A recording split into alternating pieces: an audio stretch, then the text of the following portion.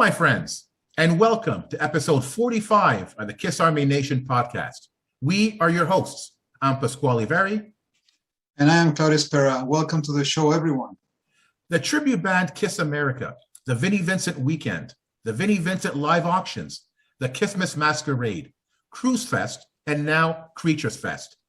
At a time when KISS is at the end of the road, our next guest gives the KISS Army hope that the KISS juggernaut will continue to rock forward. As long as fans like him continue to organize these incredible KISS-related events, the KISS legend and everything that makes KISS special will live on for years to come. So here to discuss his past projects and specifically his newest and upcoming event, Kruise Fest, we are proud to have with us Neil Davis. Welcome to the show, Neil. Hey, Neil. Thank you. Thank you. It's an honor to be here and to spend some time with the two of you and everybody listening at home. Although those were kind words about me, I think the KISS juggernaut will live on with or without me. So there's no stopping that train. But if it's not for fans like you that organize these events, you know, and to keep the spirit of KISS alive, man, you know, yeah, that's all we're gonna have left, and KISS calls it quits, I think.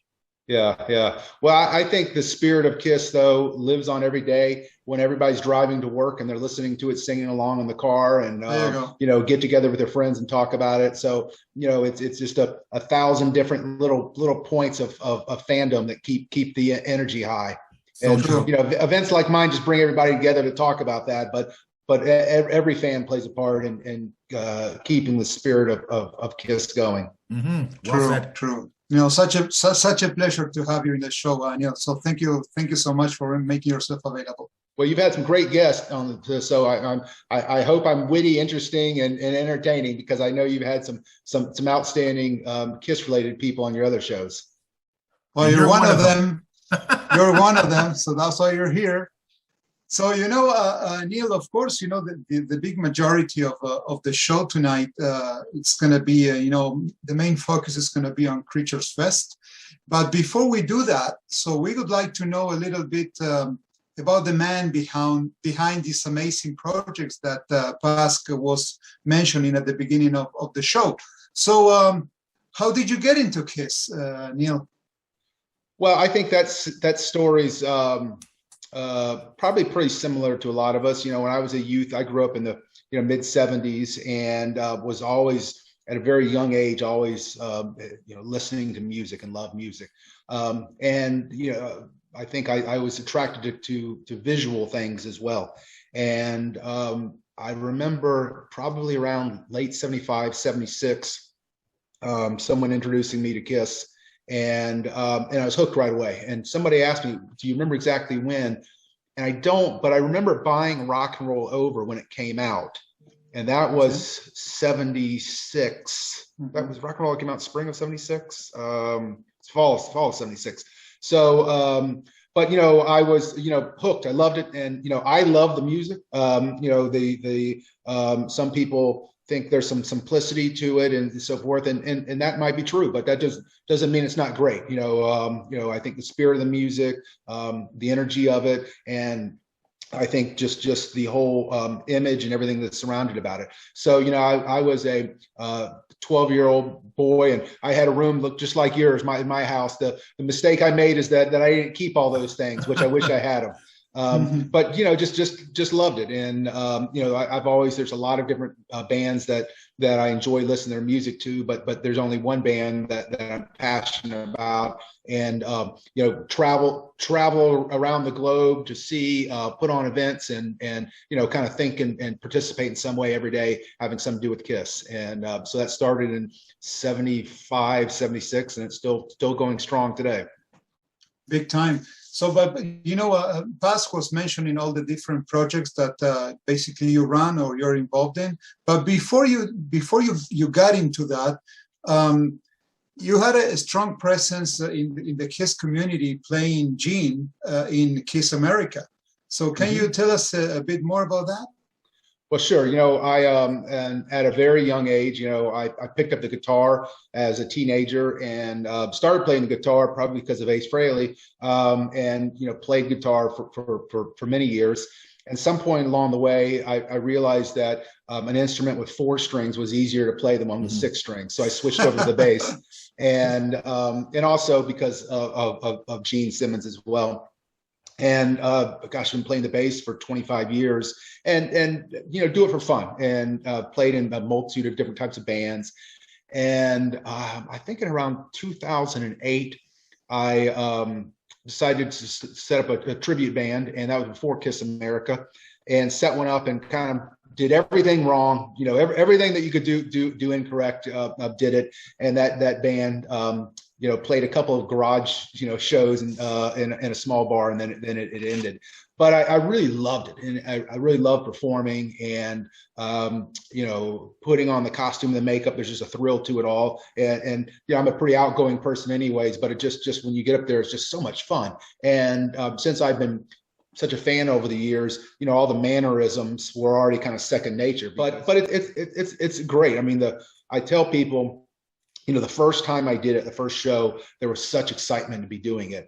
And now 200 shows later, I still have the same excitement every time when you're putting on the makeup and putting on the costumes and getting out there, and the curtain drops and you start performing, and I just love it. And I've never said that I'm a musical a genius, but I joke. I say, if you do the same thing enough times, you get pretty good at it. So after 40 years of doing it, I've got the point, so I can pluck those strings pretty well, and it's just a blast. And I'm playing music that I love to play. I'm representing artists that I look up to and admire, and I'm playing to people that feel the same way about the music. So and you're having fun. How can that not be a win, right? Exactly, you're having fun. It's incredible. A band like KISS, we're actually fans. We have contributed so much, to build history. Things like cover bands, tribute bands, writing books, tribute CDs, and like you, organizing KISS-related events. So how did you catch the bug of organizing such events? Yeah. So I think going back maybe 5 years ago, well, with a tribute band, there's times where I just put on events for a show. That's a little self-serving. It's like, I'll put on an event so we have something to play at. Okay. So I did some of that. But then the KISS cruise has historically been based out of Florida. It's in Los Angeles this year, but for the last decade, it's been out in Florida for every year except for 1 year out of New Orleans. And I originally, having gone on a few times, I said, I live in Florida. I got to go and put a big event on, and there was always pre-cruise parties, and they start off very organically, and they grew as the cruise, kind of its popularity grew. But I thought, why don't I really go down there, because I live here and I've got the opportunity to scope out the venues and have time to kind of build something that's really big. And I didn't know what it was, but I thought, how do we take these fun parties that they've been doing and just making it more of an event? And about that time in 2017, when I was thinking about that, I got a call from my agent, and they said, "Hey, have you ever heard of the KISS cruise?" I said, "Sure." He goes, "Well, the people that put on the party beforehand, they want to book you to play." And I go, "Really?" And I said, "Okay." So this was 2018. So I met Joe D'Angelo and Andy, and they booked us, and we played the pre-cruise party. We opened up for 4x Fate that year, and all the guys, are up the north. Joe and Andy are both in the Northeast, and I'm in Florida. So I know a fair amount about music production since I'm in a band. And I said, "Hey guys, have you got everything in place to put on a big show?" Because 4x Fate was there, Vinnie Vincent was there, and logistically it was tough. So I said, "Well, I'd be happy to help, because I'm in Florida. I know a lot of people." So we helped getting all the sound PA system in as well. And so I got to know those guys really well. And I said afterwards, and it was a fun one-day event. And I said to Joe afterwards, I said, "Joe, this is great." I said, if you're interested in me being more involved next year, if you want to partner, I'd love to talk to you about it, but only if we blow it up big, instead of it looking like a club event and making it feel like just a huge experience. And Joe was great, and we became partners then, and we've been friends ever since. And the Kruise Fest was a huge success in 2019, and it was the first time that we had multiple days.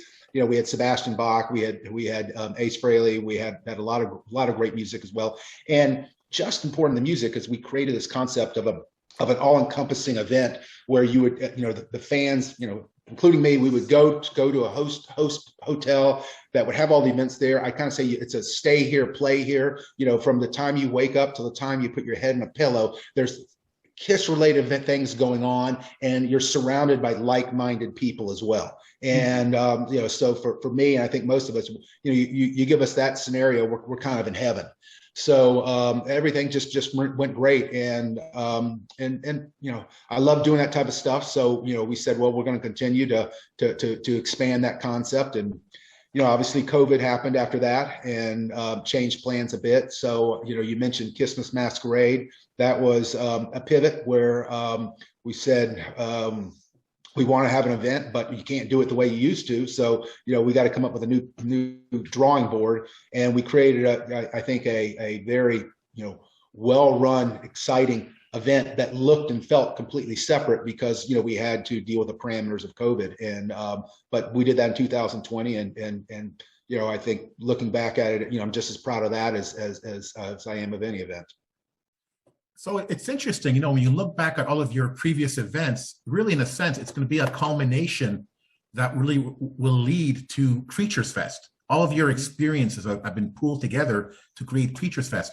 So I really want to talk a little bit about your previous experiences because, as everybody knows, Vinnie Vincent will be at the Creatures Fest, and you've worked with Vinnie in the past, so you have experience working with him.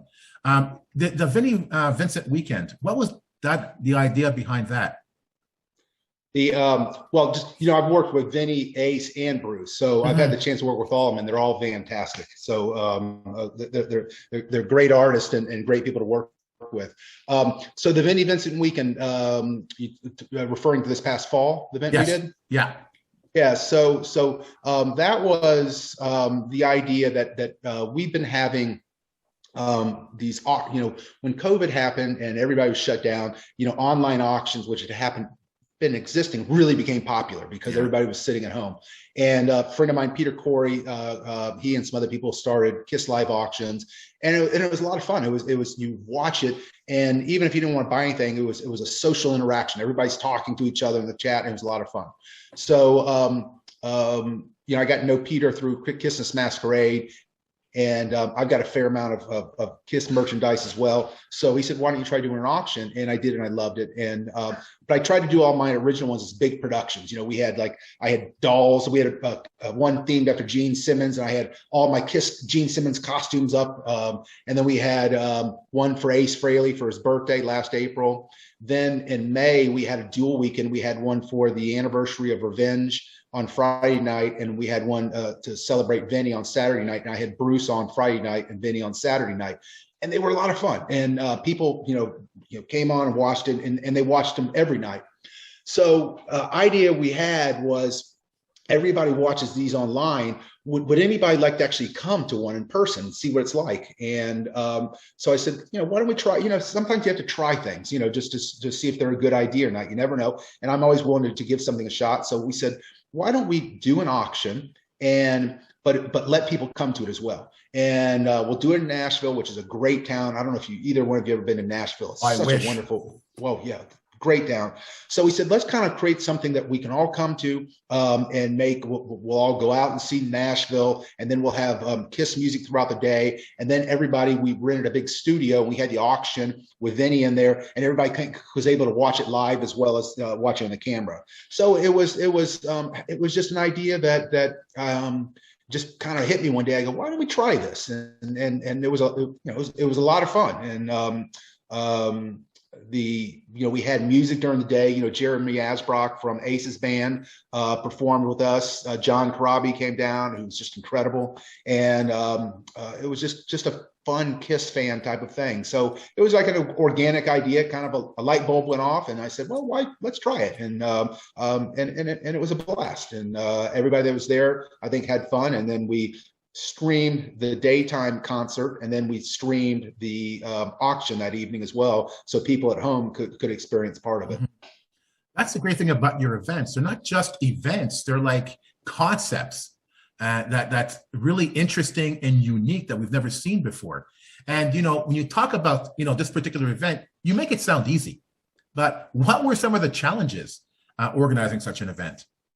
Well, I think the biggest challenge is, not enough time in the day. I'm not a promoter. I work a day job as well. And, I've got my, wife who's sitting over next to me that I need to make sure, you spend time with a family. So it's just finding enough time to doing it. So, really, it's my kind of hobby. I love doing it. I don't golf, I don't do other things. So I work on putting on KISS events when I have free time. So the free time as well. And then just, finding the right venue. I decided to do this one in Nashville because Kruise Fest has always been in Miami, and I didn't want to compete. I just want to make it a different feel. And I'm a big fan of Nashville. I love the town.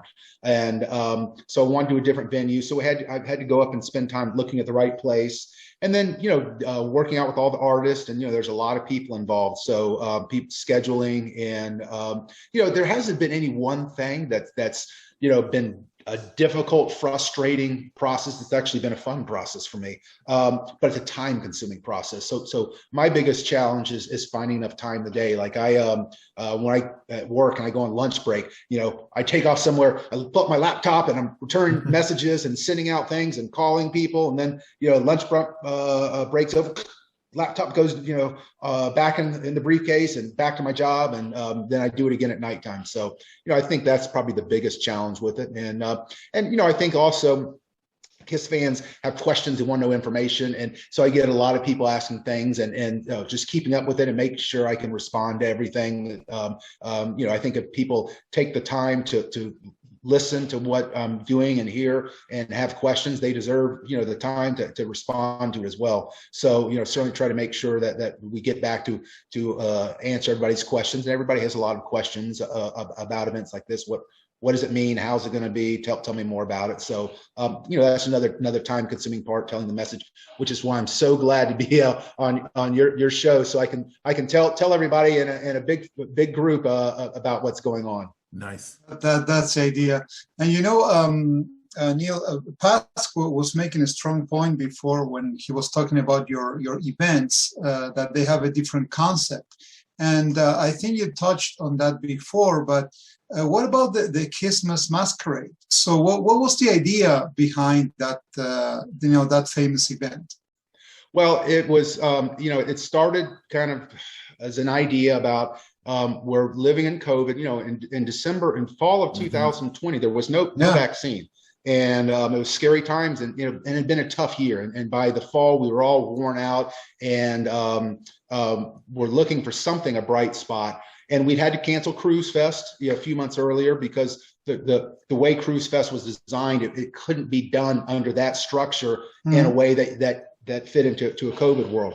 So I said, what if I had an event in my hometown so I can kind of, manage it better and get a really big hall, but then, limit capacity to 10% of it. So there's very few people in the room. But the same thing, the challenge is you could limit it 10%, but when the band starts, normally everybody rushes up to the stage.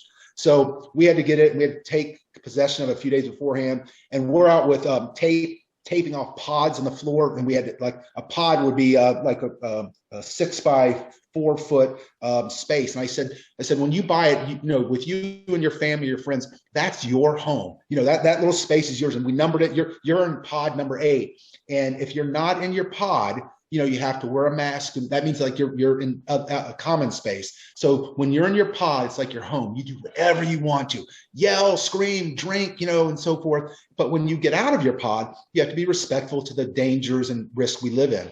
And the concern I had was would people listen to that? And I think we limited to about 125 people. We sold it all out. And I remember before, and we live streamed it also, which was different because, so people could see it, and spent a lot of time and resources on doing a professional live stream.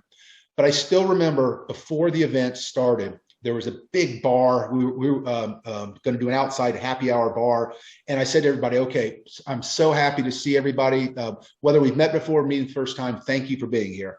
I said, but let me tell y'all, the world's watching us right now. The world's watching us right now. And there's plenty of people that say that we can't do this and shouldn't do this. And I think we should prove them wrong that we can do this. But we have to abide by some rules. And I said, I'm not happy about these rules. I mean, you're going to go into your pod and you need to stay. And if you step out of it, I'm going to have to say something. I don't want to do that, but it's the only way we can do this. And if we do it wrong, we're condemning anybody else that wants to do something until we get past this. And everybody was fantastic. It was great. You just see everybody, staying there, and everybody's just kind of waving to each other in their pods.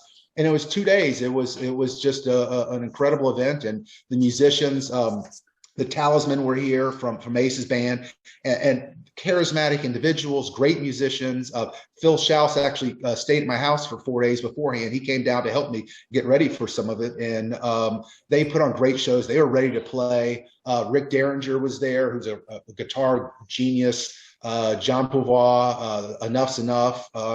I can't even remember some of the other guys, but it was really a special time, and I was nervous about that because it was COVID, and we're still living in COVID, but there wasn't even a vaccine then. But we did it right, and we're real proud of the event, and you often, if you use something, you'll often find somebody who'll find a way to criticize you no matter what you do in something. But that was one. To this day, I've never heard anybody say anything negative about that event. So, but I think it's interesting, kind of lead on to that question is, the one thing he said, that the events I put on are kind of special and unique. And the one thing I think it's important to kind of maybe some misconceptions out there, because I've had some people say, well, that's an expensive expo you're putting on, and it's more expensive than other expos. And what's important to recognize is that what we're doing is not an expo. I love KISS expos. I've been to a bunch of them. They're a lot of fun. I think you should support them when they happen. But Creatures Fest is not an expo.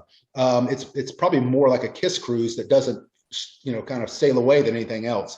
So I think some of the differences are is that our shows are like full scale productions, like being at Madison Square Gardens, as far as, the lights, the scenes, the stage. I mean, we're rebuilding a tank to the specs of the Creatures Night Tour. And, expos are more about just vendors, and, you'll have a small stage and you'll get some guest people playing, and they're great. I love them. But it's apples to oranges of what we're doing. We have, multiple bands that all could be headliners in their own right, that are performing over 3 days. We have music throughout all during the day and the evenings and other activities as well. So it's really, I've tried to create something that you really can't compare it to anything else, because it's not like anything else. And so it's important, because I've heard some people, say, well, it sounds like an expensive expo. I go, well, it's not an expo. That's why, because, right. We're doing a lot more. And again, I say it for the third time, it's important. I love expos. Been to them all. I'll go to other expos in the future as well. But KISSmas Creatures Fest isn't an expo. It's something completely different. And it's really, nothing's been like Creatures Fest before. So, and that was my goal, is kind of do something that was kind of different and unique and no one's seen before. I mean, having each night one of the guitarists from KISS performing each night, that's never happened. It's never happened before. Unbelievable. In fact, Vinnie told me Vinnie and Ace have never met. Right. Yeah, and so do that, and that's, I think, really special. But there's a lot of, I don't know if y'all heard of like Ace's show. Ace puts on a great show if you go see him anyways. But with us, he's doing a deep cut show, because KISS fans love to hear. There's a lot of songs that we love, that we hear a lot, and we'll hear it, on KISS's tour. But we often want to hear songs we don't hear that often. And Ace is letting the fans, us, you, me, and all of us, pick a portion of his songs for Creatures Fest. Well, that never happens. I mean, and as a fan, again, I kind of think about it as I'm just like the two of you and everybody watching. I'm a KISS fan, and I think, what do I really want, and what would every KISS fan want to do? Well, we'd like to pick some songs that we've never heard played before. Well, you normally don't get a chance to do that. You go to Guns N' Roses, Axl's not going to let you pick his songs. So, I mean, it's a really unique opportunity having Ace letting them pick a portion of the set list. So there's lots of cool things like that I think, as a KISS fan, really is going to make this a special event. Oh no, absolutely. And again, this is a different concept that you guys are working on here, and I think maybe fans are a little apprehensive because it's something that they're not familiar with. It's very different for them, you know. But I think if you look at your previous events, they might have an idea of what to expect for this one. I mean, just look at Kruise Fest. It was a huge event. And that will give you a very good idea of what's going to happen at Creatures Fest. So tell us a little bit about what Kruise Fest had to offer the fans, just to give people an idea of the massive events that you organized. Yeah. Well, the Kruise Fest we did was a great event. I'm really proud of it, and I had some wonderful partners I worked on, and that was the first time that I said, let's expand this and make it, instead of just like an evening show where you go into a bar and everybody socializes and sees a band. That's fun. I'm not saying that I said, let's make it, an experience, like going to Walt Disney World. It's like, it's the KISS version of going to Walt Disney World. And so we found a great host hotel, and the same thing, we played KISS music when you walked into the hotel. You hear, KISS videos are on the hotel walls. And everything, the whole property was taken over by us, the KISS fans.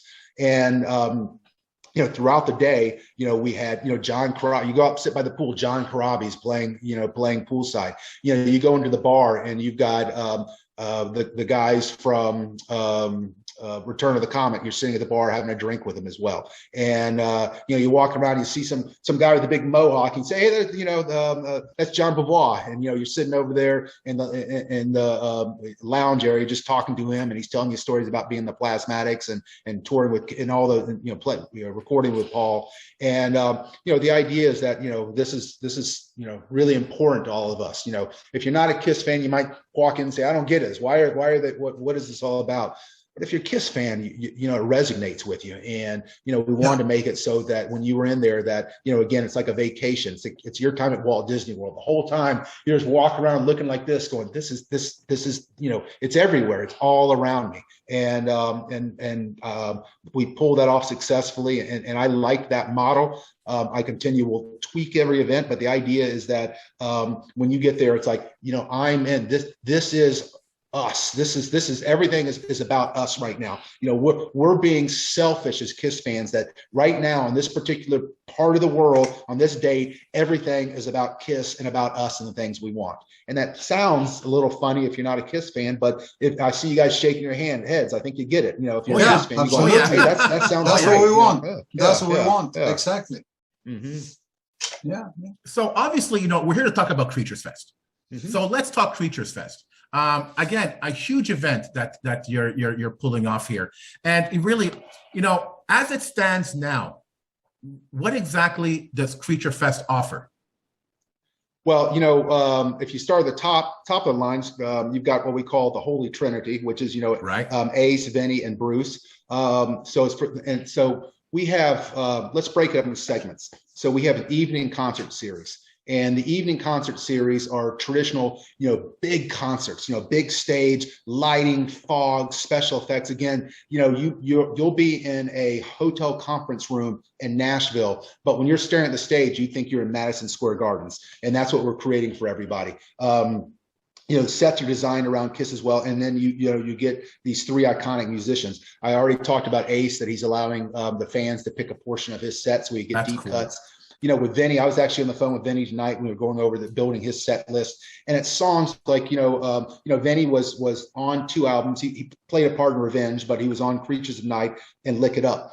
2 powerful albums, and that don't get that much play when KISS tours. Now, they have Lick It Up in a few songs, but the Lick It Up album in particular, which is one of my favorites, put the Lick It Up song aside. It hasn't gotten a lot of live playing since '84, and the music's powerful. The music's really powerful. So to be able to hear some of the songs they played on the Lick It Up tour and the Creatures of the Night tour, plus some of the songs I love on the 8th day, which wasn't on the tour, that be able to play those songs again as a KISS fan. This is our opportunity to say, hey, we've been fans our whole life as little kids. Now we're adults. We're in a position to kind of say, hey, this is what we want. And we're in a position where people will hear us and we get it. So designing, so we're building to scale a tank like KISS used on the Creatures tour and Lick It Up tour. And you guys probably know those were very unsuccessful commercial tours, with the exception of South America.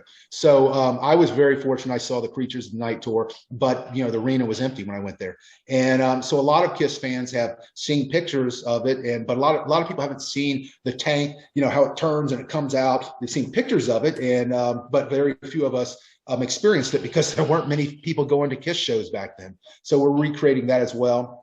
And Vinnie's playing great right now. I heard him playing when I was in Nashville a couple months ago. We have rehearsals in 2 weeks with the full band. He's so excited about the music and playing this, and it's going to be glorious what he does. And his band is so good. And then you got Bruce and his band. If you've been on the KISS cruise, I mean, they're incredible. I mean, you could arguably say they steal the show every year on the KISS show, on the KISS cruise, and they're just on fire. And Bruce has got so much, kind of like Creatures of the Night and Lick It Up, incredible catalog of music that hasn't gotten the airplay and the concert play that the other areas, the earlier, the 70s music has. And so he's got an incredible amount of music to sample from to create a set list. He just played a big sold out show in Vegas, but his band doesn't play that often. So, he's coming, to Nashville, and he's designing a set list just for us. He's never played before, and he's got a lot of great different material to play from. So you've got 3 original, guitarists from KISS, all providing something that's never, Ace has never done a deep cut show like this before. Bruce is designing a set just for us. And Vinnie hasn't played with a band in quite a while, a KISS band. So, that's going to be really new to most of us. I saw him in 1983 on the Creatures of the Night tour, and then he played Lick It Up tour, and that was it with KISS. So, and then you look like under there as well, to have Enough's Enough, Vixen, Pretty Boy Floyd, Quiet Riot. These are all bands that I would drive up and see by themselves. And at any place as well. So again, Quiet Riot comes to anywhere close to where I live, I'm going to see them. So we put all these bands that you would want to see by themselves anyways. So we have the evening shows. Then during the daytime, we've got the facility that we're having on. It's unique because it's got 2 large expo halls in it. So one of them is just going to be the main concert hall, and the other ones we call it Expo City, where we have all the events going on. We've got another big stage, full production stage on there. We're having the afternoon concert series, but it's not just music like traditional concerts, because we're going to do something different. We're going to do things different. We're going to have what we call micro concerts, where we might have somebody come and play 20 minutes, kind of keep things moving. We have panel discussions. Vixen's going to come up and talk about, what's it like being females in the rock and roll industry. It's hard business anyways. How much harder is it, being a female? And they've persevered over time, and hear those stories as well. We've got some other things that, some acoustic shows. We've got Trickster coming in playing an acoustic show. I was about to tell something I can't spoil. There's a couple of things we're doing as well. But the idea of the daytime is there's always things happening. So and they're all fun and unique and different.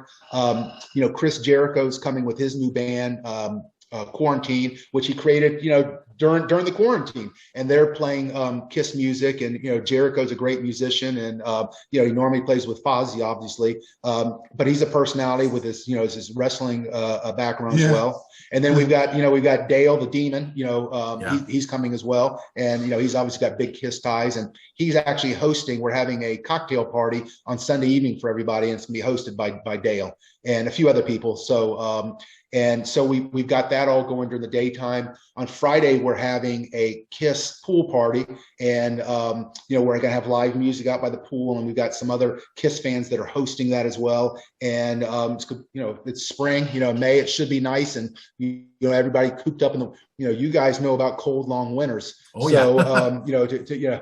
So we're Memorial Day weekend, as we're talking about beforehand, is that's a U.S. holiday.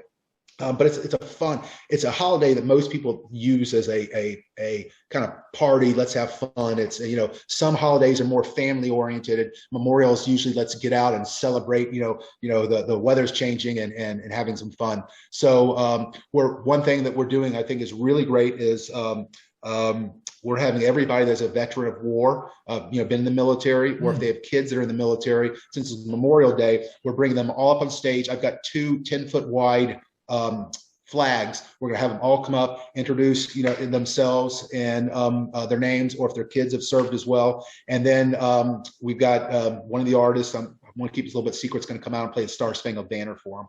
Nice. Wow. I think that's going to be a pretty touching moment as well. Good stuff. You can probably see I get excited talking about all these things. There's so many things going on, and it's fluid. If I come up with an idea tomorrow that I think would be great, we're going to do it. We're going to find a way to do it. So everything we've got going on right now, I was on the phone yesterday with another group coming up, and I don't want to spoil it, so I'm on it kind of. Well, I don't want to spoil it with something that's really rock and roll tied, KISS tied, but has a little bit different feel for the daytime, which again, just make it fun for everybody.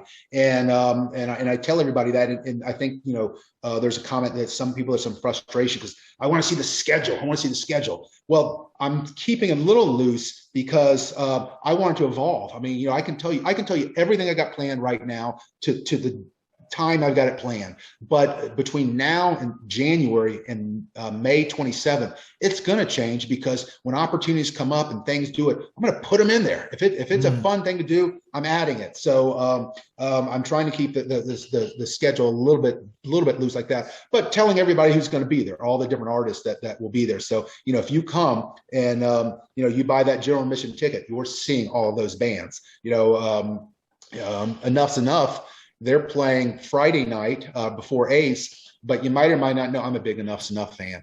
They just put out a tribute, a Beatles album. Right. It's great if you love the Beatles. So they're going to come in on Saturday and play a set of Beatles music, and they play it really well. Yeah. So and we just talked about that with Chip, the last week or so about let's have you guys do a second set.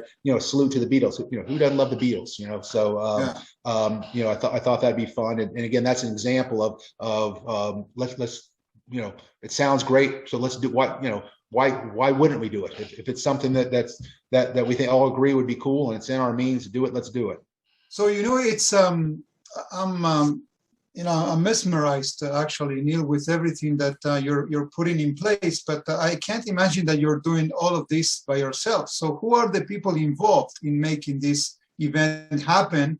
And what are the roles? Yeah, well, thank you for asking that because I get a little bit of attention about doing this, but there's no one person that could do it all by themselves. And I've got various people doing different parts of it all. Jay Jadowski, who is one of my partners in Kruise Fest, he's playing a huge part, and Jay's fantastic. And what does he do? It's kind of, what does everybody do? It's kind of whatever needs to be done. He's helped a lot of the technology. He's really good about that. Rosie Luck, who's a big KISS fan, actually. This weekend, Rosie and Jay are going to Nashville to go up and work on a couple of things that again we're working on, and try to get a couple of things vetted out up there. And Peter Corey, who's helping quite a bit.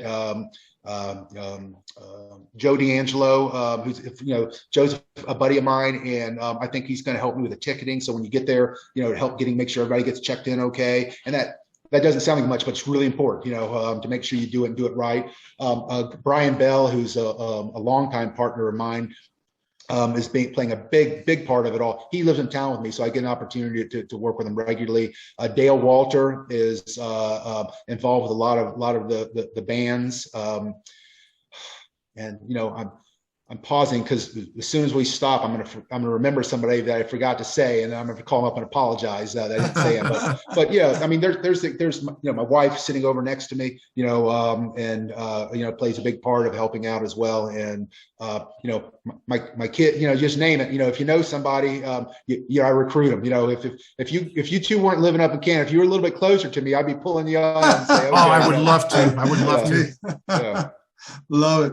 Hey, Neil, with the long list of of bands that are going to be there, and everything that you're trying to actually to include in 3 days. So I'm sure that you had challenges before, you know, in your other events. So what are some of the challenges that you know, this event could, you know, gather with you? So what could happen? Are you prepared to kind of do something on the fly? So how are you? Something will happen. Not prepared. Yeah. Something will happen. You know, at KISSmas Masquerade, we spent, made a big investment in streaming it, and we thought about how we were going to do it. We had multiple cameras. We brought in, you know, pros know how to do this. And when I told you about the kind of speech I made to everybody. We said, okay, so we walked in the main hall, and what happened? I was there with the camera, with a microphone, and people started walking in. I was going to grab them, and we're going to grab certain people, say, hey, you know, say a few words about where you're from and so forth. We were a minute into it, and they said, cut. Internet went down. Oh, what? Yeah. The internet went down. And we spent a lot of time making sure the internet, everything was, you know, we didn't do anything wireless. It was hardwired. Well, there was some construction work down the road, and one of the lines got cut. So we actually had to call somebody who has a portable, I don't know how this stuff works, but he brought a truck over with a, you know, internet, you know, equipment. So we had to like run that out there. So, you know, he was, you know, fortunately, some of the people there knew him. They go, hey, I know a guy who's got a mobile kind of Wi-Fi system that's made for commercial. Like, you know, if you go to a sports event, and, you know, they've got to, you know, stream things there as well. And I said, get him, you know. So I said, you know, we sold tickets for live streaming, and we got 2 minutes into it, and it's down. And, and we didn't know at that point that the main cable company had a line cut. We just said it was down, and nobody knew. And everybody's checking their phones, and they go, oh, there's nothing, you know, there's no Wi-Fi. So, so, you know, we got it back up, and I think in within 45 minutes, we were very fortunate about that. But, you know, it's at live events, things happen. And, you know, a friend of mine was telling me when we were doing the Ace Frehley, one of the meet and greets, Ace had pre-signed 100 posters that we've done, you know, 100 signed posters from Ace, and everybody was there, got one. We gave them to them when they were walking out, and somehow through the mess of it all, it got put somewhere, because I had it all wrapped up, so you didn't know what it was. I didn't want it spilling on it, so it looked just like, you know, a bag of something. And somebody moved it because we were cleaning up stuff, and they said, somebody goes, the Ace posters are gone. I go, oh, it's 100 Ace posters. It's 100 Ace posters. So, and we told everybody they were getting them.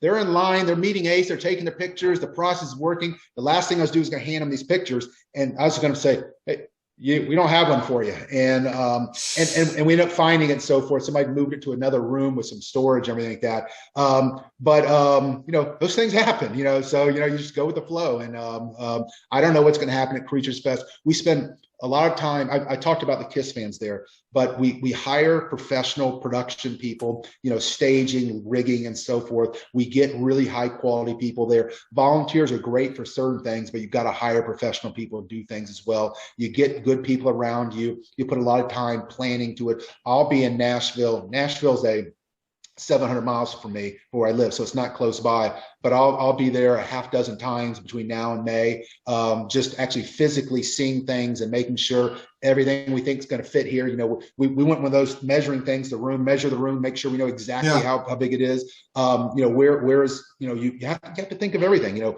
know, people like us have people in wheelchairs. You know, you've got to, how are we going to make sure the people that come in a wheelchair have a place that they can experience the show and it's good for them as well. And, you know, you have to think about everything and challenge yourself and saying, you know, what am I not thinking about, and what could go wrong, and how do we prevent it, and then recognize something ultimately will still go wrong, and you just have to go with it as well.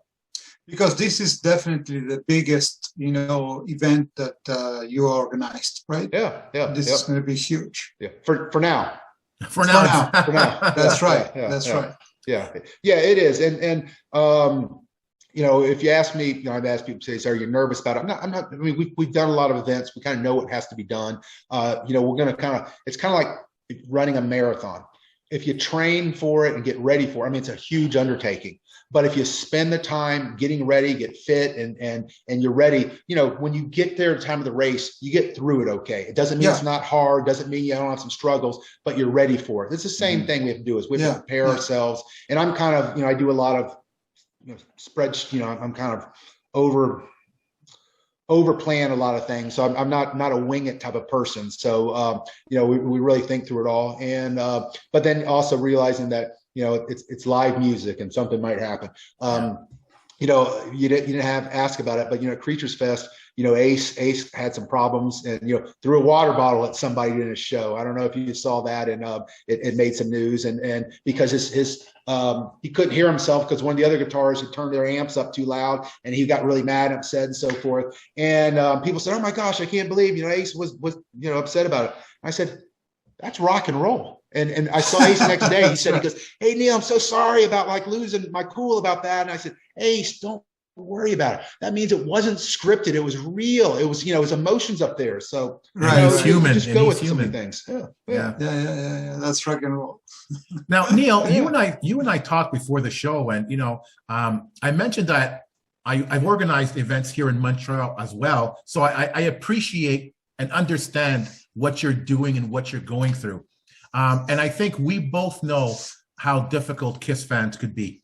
And I hope you don't mind if I ask you this, but I've heard people talking online, and the big thing they're saying is that Vinnie Vincent is very fickle. We don't know how he's going to behave, what he's going to do. This event is destined to fail because he's not going to show up, or he's not going to play. He's going to make changes last minute. You name it. What would you say to those fans with those concerns? Well, and I've seen those comments, and those type of comments about Vinnie existed prior to Creatures Fest, and and they just do. I was on the phone with him an hour tonight beforehand, and I've been working with him quite a bit over the last year. And I can't speak to when people say, "Well, what about that and that?" I can't speak to it. I wasn't involved, but I've been working with him on multiple things over the last year. He's always showed up. He's never raised his voice. He's never had an attitude. He's so respectful. Has never changed anything, and he's been more reliable than anybody else. And he's so excited about this. And he lives in Nashville, so I would jokingly, because it's not going to come to this, I'll go to his house and grab him and say, something happens. So but Vinnie is so excited about this, and there's some people that aren't going to believe it, and I'm not here to try to change people's minds, because KISS fans have strong opinions, and everyone's entitled to their opinion. Vinnie will be there, and Ace will be there, and Bruce will be there, and it's going to be amazing. And the people that are there are going to, have memories for the rest of their lives. And the people that say those things, I hope if they have the thought to say those statements beforehand, if he comes out and does great, they'll say, I was wrong afterwards as well. So, we have rehearsals in 2 weeks. We're picking out the set list right now. He's excited about it, and he was telling me earlier, he said, he's just having the time of his life right now with everything we've been doing. And I'm a KISS fan. I'm excited about it. So yes, I've heard those things, and I can't change a few percentage of the KISS fans' minds. The only thing we can do is put on a great event and let people say, my goodness, that I wish I'd been there. Right.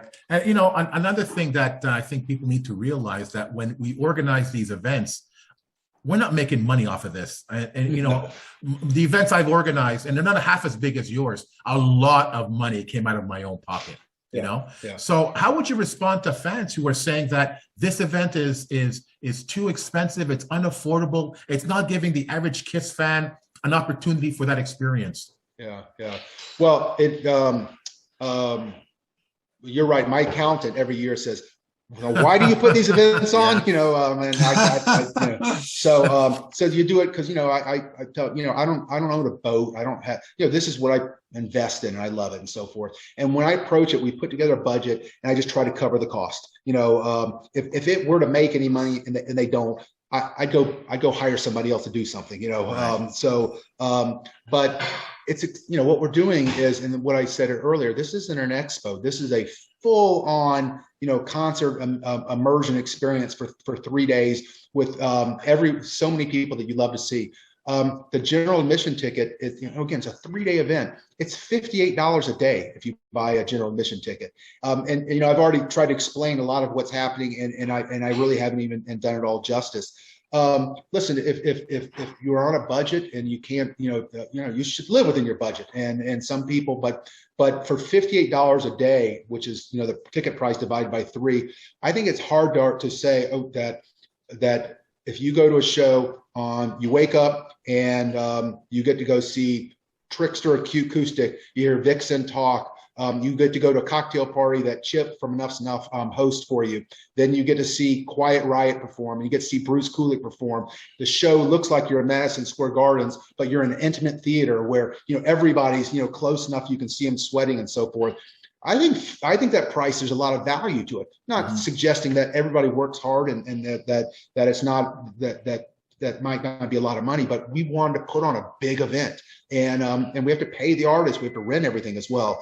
There's nobody, well, we pay the artists. I mean, that's what they do for a living. Nobody, including myself, makes a penny. My payment on this is the enjoyment of being there and seeing it all as well. So I've heard those comments as well, and I would say if you break it up, and when we looked at this, originally it was going to be 2 days. In 2 days, you would have less artists because you would have it, and the ticket price would have probably been $125.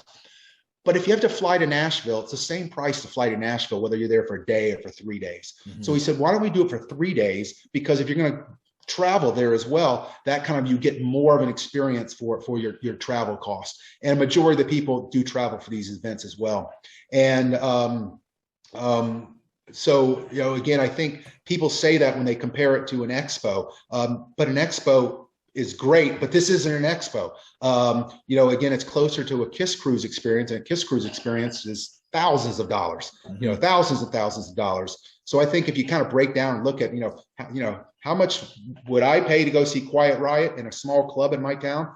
Would I pay $25 for that? Absolutely, I'd pay more. Would I pay $25 to go see Bruce Kulick? Absolutely. Well, there's $50 right there. Then I have the whole lineup. Do I pay $8 for everything else that happened during the day?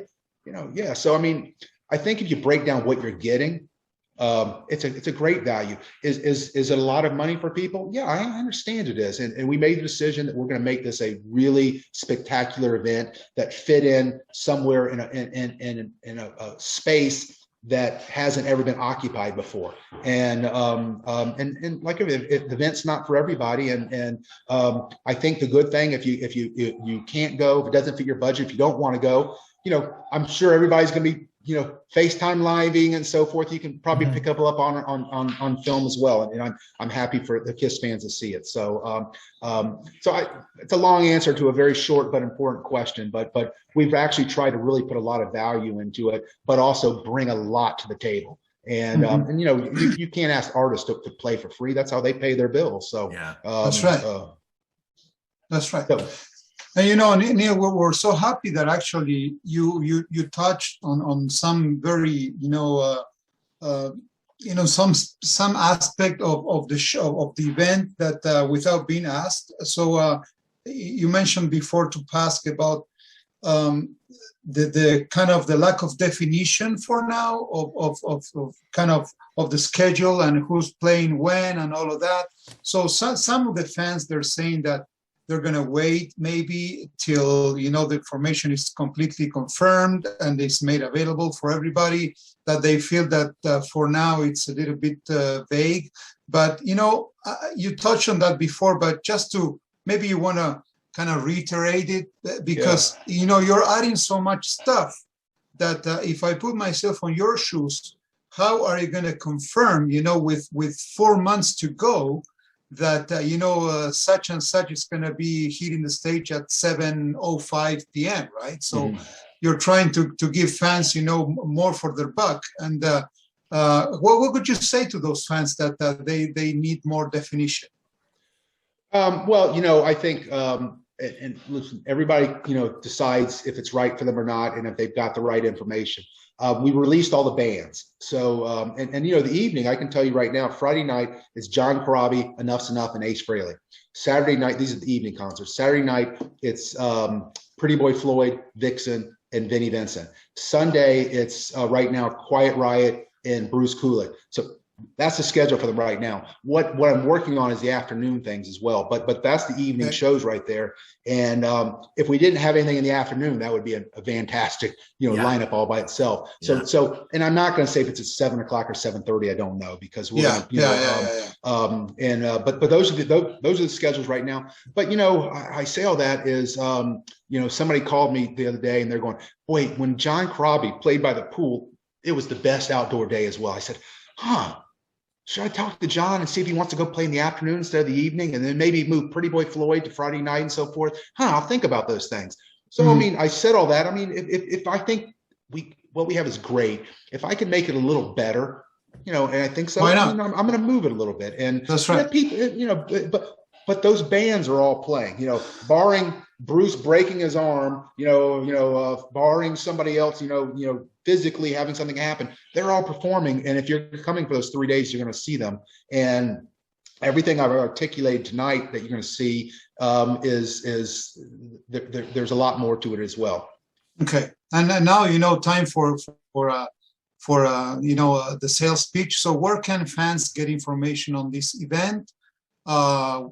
What about if they need to book hotels, and where can they get tickets, VIP? Can you go through it? Sure. So our website, which is really easy, it's creaturesfest.com. Today, if you often can't get your web address that you want because someone else has it. So I was really lucky. It's not creaturesfest.com 473. It's just creaturesfest.com.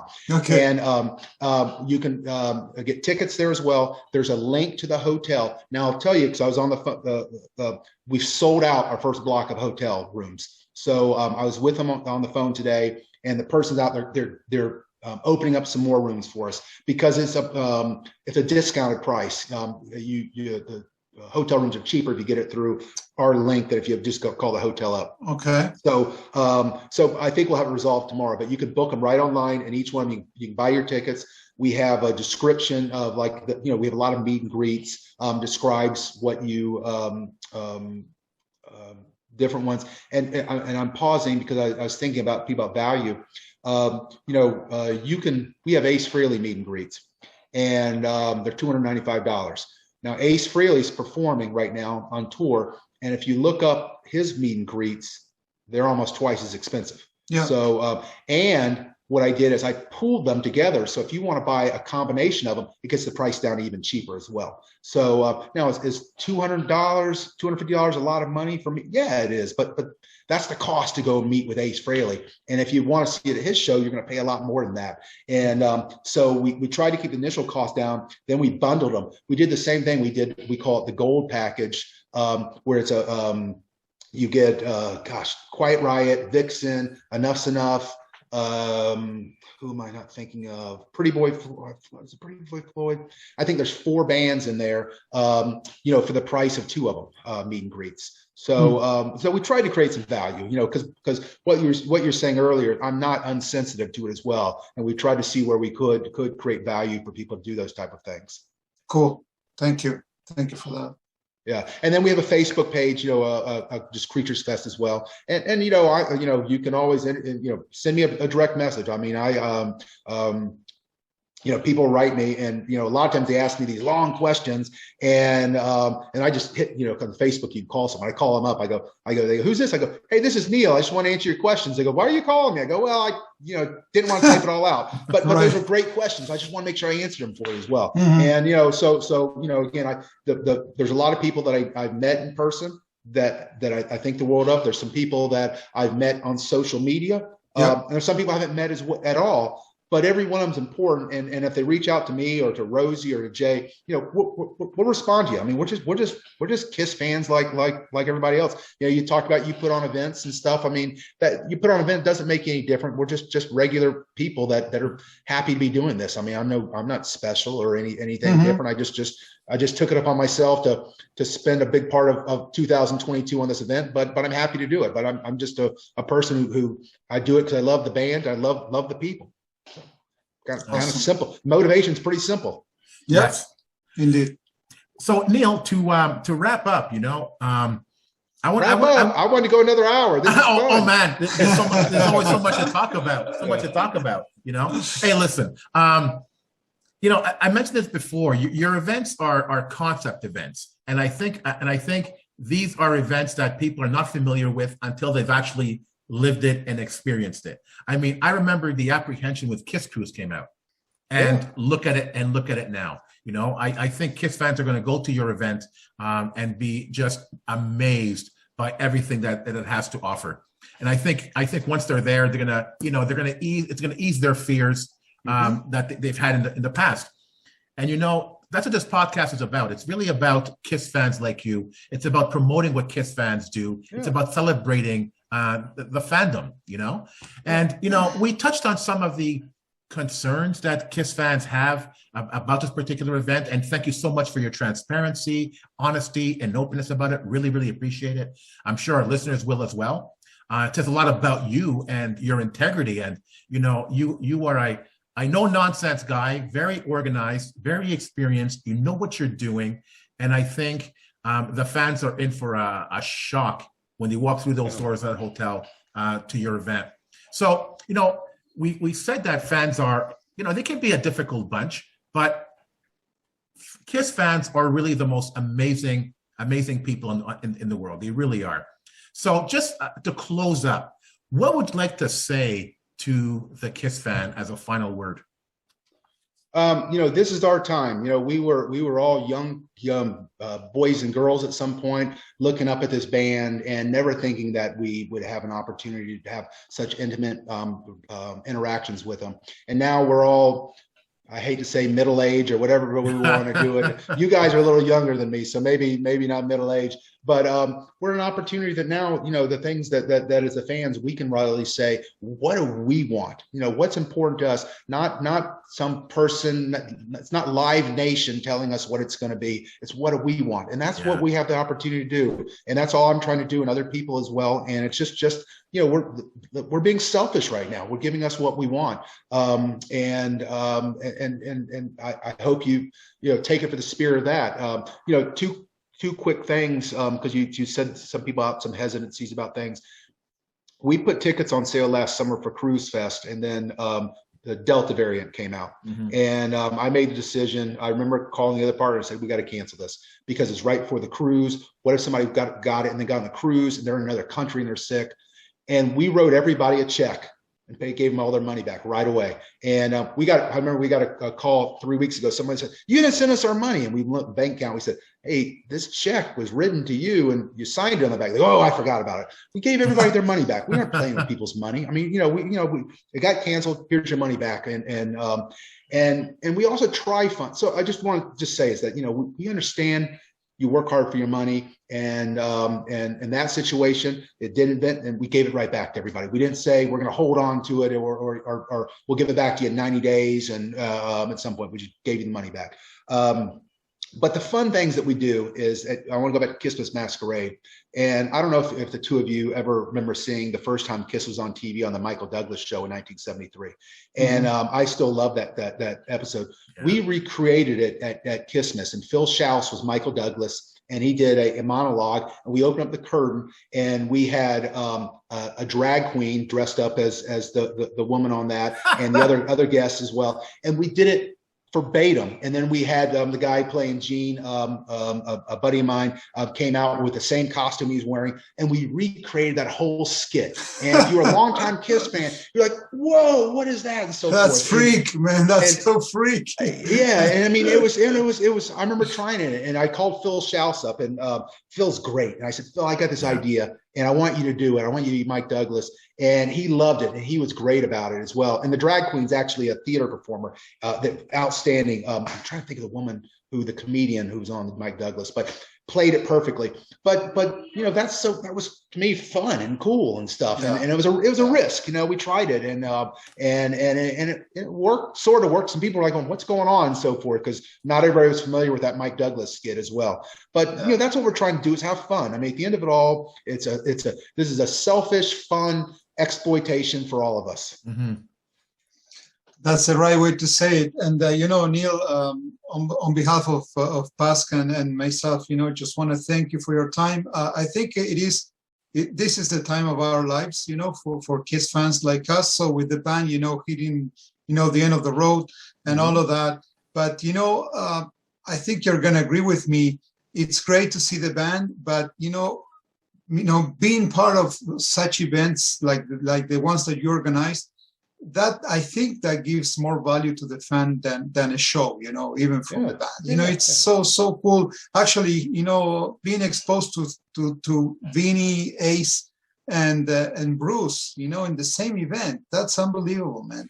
So thank you for everything. The end of the road tour is great. I love it, but it's something different. I mean, I can't do that. That's right. And the end of the road tour can't be us. Not only are you going to see Bruce, we're having a lunch. You can have lunch with Bruce Kulick. Buy a ticket and have lunch with Bruce Kulick. Right. Now, maybe you want to, maybe you don't. But again, Mick Jagger doesn't give you the opportunity to have lunch with him. That's right. The possibility is there. That's and to me, Bruce Kulick is as important of a guitarist as anybody out there. So, so there's a lot of fun things to do, and whoever's there, I know everybody will be like me. We'll be kids in the candy shop for 3 days, walking around smiling and so forth. Of course. Well, thank you again. For all the information, for your transparency, your honesty, and to answer all of the questions. And best of luck. That's great. Well, and I'm hoping that the sad part, I remember the KISS cruise was 2 days after it departed, some borders opened up and now they're closing back and forth. It's that, the international, we're talking about the international fans, you've really taken it on the chin as far as the people in Australia, really have been held back. And, this stuff's important to people all over the world. And I'm hoping that if not this event, some other time soon, that all of us can all get back together in person and we don't have the restrictions of the difficult world we live in right now. Yeah, exactly. No, and Neil, once again, it's been a pleasure to have you on the show. You are, the quintessential KISS fan, and I've never met you in person, and I'm looking forward to meeting you in person. You have such passion for the band and for what you do, and I think that passion comes across in the events that you organize. And you do it for the fans. You do it for other people. It's not self-serving. And that's just an amazing thing that you do. And on behalf of KISS fans, thank you for everything that you do for us. Thank you. What you're doing with your podcast is just important, kind of connecting us all and getting us information. So we all play a part. We all have a role in this. So to bring us all together. So thank you for having me on here, and everybody watching. And again, feel free. I'm sincere when I say reach out to me with any questions you have. And we look forward to the event in May, and kind of creating another lifelong memory. There you go. Thank you so much. Absolutely. It's been great. So to the KISS Army, thank you so much for listening. And make sure if you have a chance to go catch Kruise Fest, I'm sure you will not be disappointed. And again, thank you for listening to this episode. I hope you enjoyed it. And remember, never stop rocking. Take care, everyone. Bye-bye. The KISS Army Nation podcast has partnered up with Click T-Shop to offer our listeners a high-quality t-shirt with graphic design by Xander Graphics. Check out Click T-Shop at clickteeshop.com.